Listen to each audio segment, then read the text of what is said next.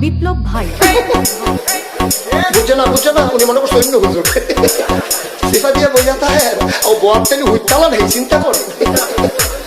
না বইয়া থাকে পরে কইতাস আরো কইতে আরো কিছু কথা লইয়া যান ভাই যাইবেন যখন দুইটা কথা লইয়া যান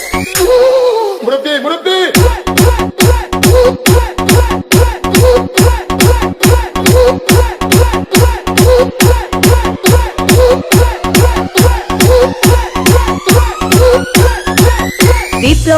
বিপ্লব প্লিজ আমাকে ক্ষমা করে দাও প্লিজ কেরাম পড়ে আরে পালকে ধরে নিয়ে আসেন ওই দিলাচ্ছে আমি চিনি নাই প্লিজ আমরা তুল কোনটা